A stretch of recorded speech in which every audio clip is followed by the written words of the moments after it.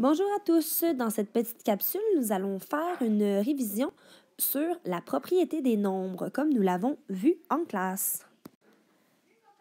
Avant de commencer, il faut bien sûr savoir ce qu'est un nombre naturel, parce que dans les nombres naturels, nous avons les nombres pairs, les nombres impairs, les nombres triangulaires, les nombres composés, les nombres premiers et les nombres carrés.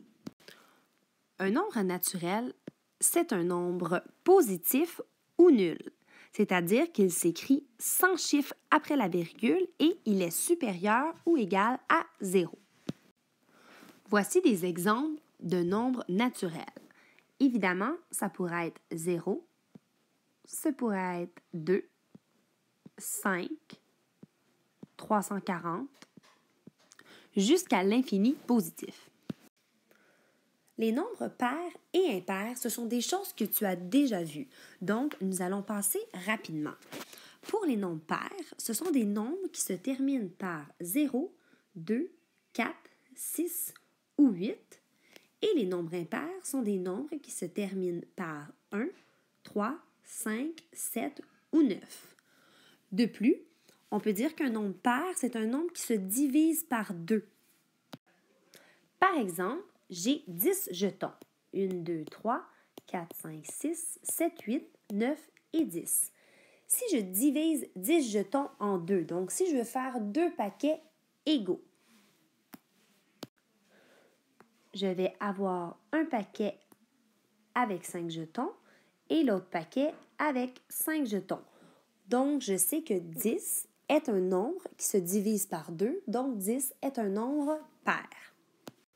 Par contre, si j'ai 9 jetons, 1, 2, 3, 4, 5, 6, 7, 8, 9, et je veux faire 2 paquets égaux, je vais avoir un paquet de 4 et il me reste ensuite 5 jetons. Donc, pour avoir 2 paquets égaux, je dois automatiquement en prendre aussi 4. Mais il me reste un jeton toute seule. C'est pourquoi le nombre 9 est un nombre impair, parce qu'il ne se divise pas par 2. Continuons avec le nombre carré. Le nombre carré, c'est un peu comme un nombre avec lequel on peut former un carré.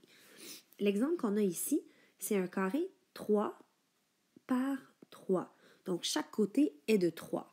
Si on veut calculer l'aire de ce carré, nous allons faire 3 fois 3, qui égale 9, un peu comme le nombre de petits carrés qu'il y a à l'intérieur. 5, 6, 7, 8 et 9. Alors, on pourrait dire que 9 est un nombre carré. Pour former un nombre carré, c'est assez simple. Il faut que les deux facteurs, soit 3 et 3, soient identiques, donc qu'ils soient pareils. Donc, on pourrait dire que 5 fois 5 égale 25. 25 est un nombre carré, puisque les deux facteurs sont identiques. Les nombres carrés qu'on connaît jusqu'à présent à cause de la multiplication sont 1, 4, 9, 16, etc. jusqu'à 12 fois 12 qui donne 144. Un peu dans le même ordre d'idée, un nombre triangulaire, c'est un nombre avec lequel on peut former un triangle. Si on regarde nos exemples qui sont ci-dessous, notre premier nombre triangulaire serait 1, parce qu'on a un petit point. Après avoir mis notre petit point, nous rajoutons 2 petits points en tout, ce qui nous donne 3. 3 petits points, 3 est un nombre triangulaire.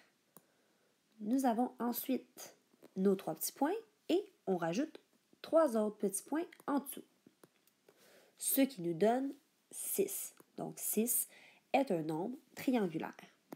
Maintenant que nous avons nos 6 petits points, nous allons rajouter 4 points en dessous.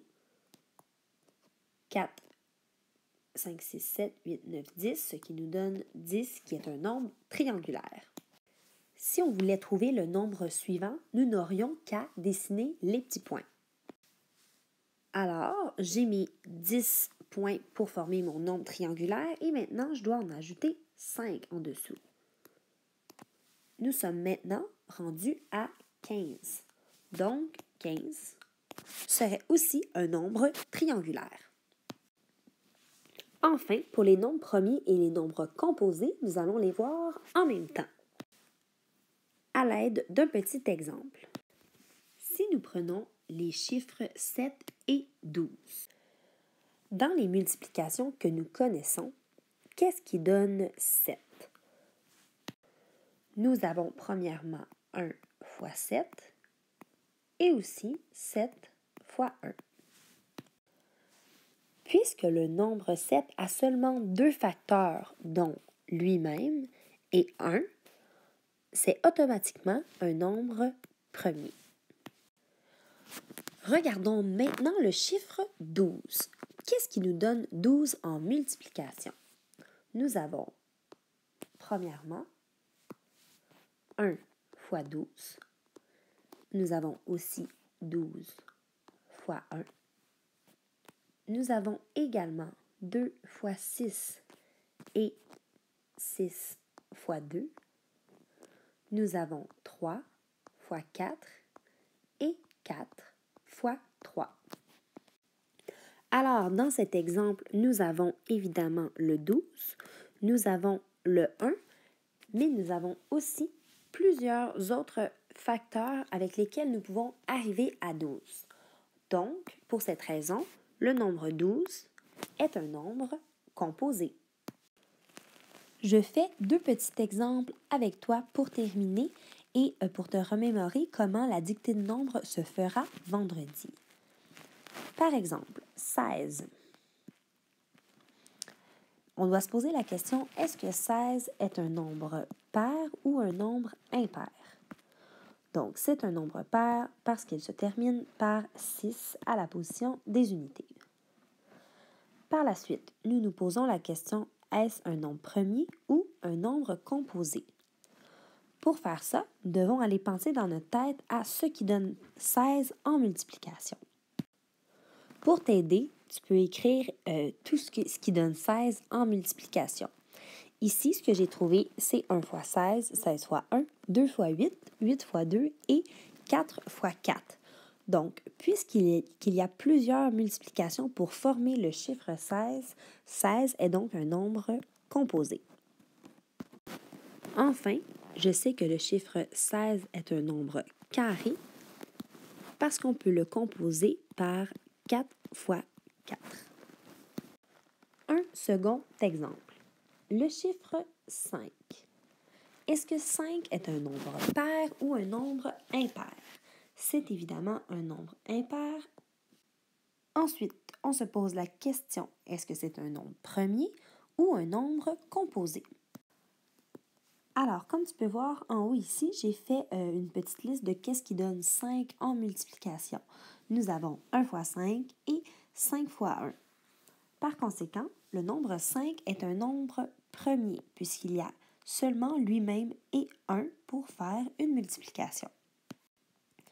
Et finalement, le nombre 5 n'est ni un nombre carré, ni un nombre triangulaire. Alors, voilà pourquoi il est important de te souvenir du vocabulaire des nombres naturels, donc pair, impair, premier, composé, carré et triangulaire.